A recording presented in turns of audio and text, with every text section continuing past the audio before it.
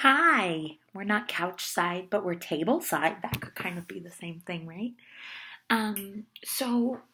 Obviously I'm political. I'm passionate about anything. Like you could ask me if I believe in those straight straws or the bendy straws. I'll tell you why. Um, I'll give a reason for anything. I don't mind, obviously. Um, but the thing is, you guys, is like I feel like sometimes the way the internet explains me, a lot of Adrian gets lost in translation. I will post something and they will be very passionate, and I will have, looked up my research, I will have blah blah blah done all of that, and then I'll post it, and then invariably someone's like, well, I love your passion, but how would that work logistically? Okay, so let me tell you something about logistics and politics. They don't, they're oil and water. The whole point of politics, let's be real, this is what politics is. Politics is a pissing contest. It's every man or woman for himself. You rally the troops, you get in power, and then you forget your constituents. Those of you who remember your constituents, those representatives usually get kicked to the side. Let's see. Like some real strong characters would be like Elizabeth Warren, Nancy Pelosi, Maxine Waters. You have some strong women, sometimes a little bit angry. But I'm angry, so hey. But anyway, you have those strong personalities that kind of stay strong no matter what. But then you have the others who, I thought when you were at home at town hall, you were talking about how you were going to help us with this, that, or the other. Oh, you forgot because you got there and the CEO of ExxonMobil took you, someone's excited, the CEO of ExxonMobil took you golfing.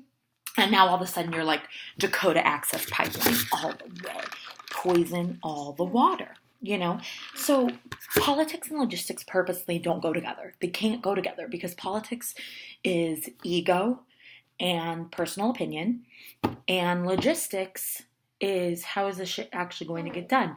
Has anybody ever tried to get something done when your ego and your personal opinion were involved? Of course not.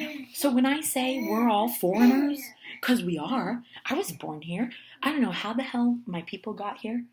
I don't know who my people are. I've met my dad a few times. As far as his bloodline, I don't know where his people came from. I don't know what kind of DNA I have. I'm just here on the earth. This is where I was born. Okay, you have that. Whatever. Then you have people who were born somewhere and are like, hey, we're going to pack up and move. Cool. So they pack up and move. Now, however they get to the place they're trying to move is, I don't care. I do not care how you got here. I don't have to care because you're not a financial burden to me.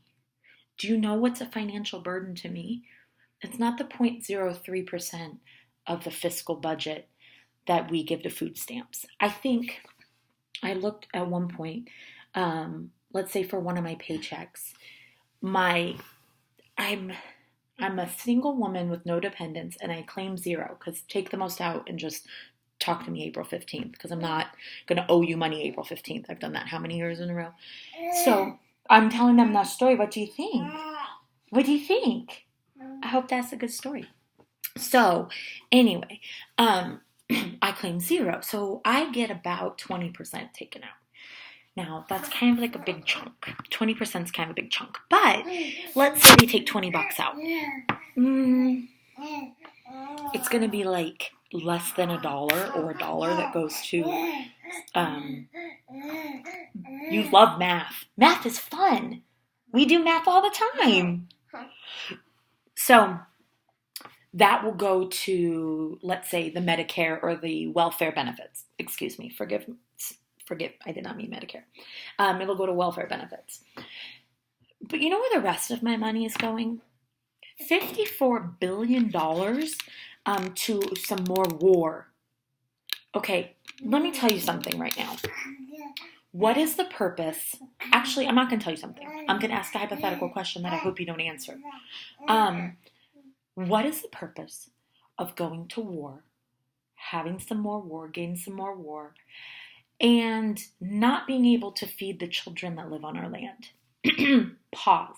I didn't mean not be able to feed your children, because I see that there's some type of break here where we're not claiming all of the children. So Betsy DeVos claims American school children. I don't think if she understands how school registration even works. I don't know if she's ever met a school administrator before. Now she's the lead one, so the irony makes me want to shoot myself in the face. So you have your group, right? So she's like, I am helping out American school children. Okay, well, guess what? There are more children in America than just the ones that go to school. So my frustration here is people are only claiming the population or the demographic that they already find the most in common with. And I do this all the time. I do this and I fail at it all the time because as an educator who's worked in both a high needs area and a high income area, I've seen the differences.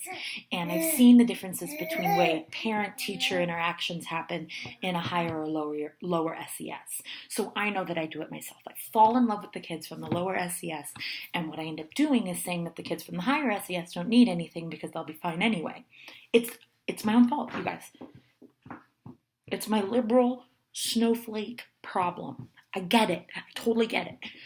But in my personal hope of doing better, I also really, really think we need to start claiming all of the children. You guys, we don't claim all of the children. I don't care if you claim all the adults. I don't. But right? We don't care if you claim the adults. But all of the children are present. They're here. So you can't just say 75% of them get to know math. And you can't, what kind of economy doesn't prepare the entire generation for success? The problem is the baby boomers went and prepared themselves and then passed it on. Gen Y went and prepared themselves. And you've seen since FDR went and fixed the Great Depression, I say fixed very loosely, don't email me. Ever since FDR came in with the New Deal and threw all of those social welfare programs out to save us, by the way, did you forget? Did you forget that Obama got us out of the recession with social welfare programs? Okay, I'm just wondering if we are all having different math. Probably that was fake news. But anyway, since then, and for all of mankind, greed and the fact that if we're always taking care of our own, if the churches always take care of their own and send their kids to church school, and then we now need the public funds to get a voucher to send my kids to church school because this is our thing.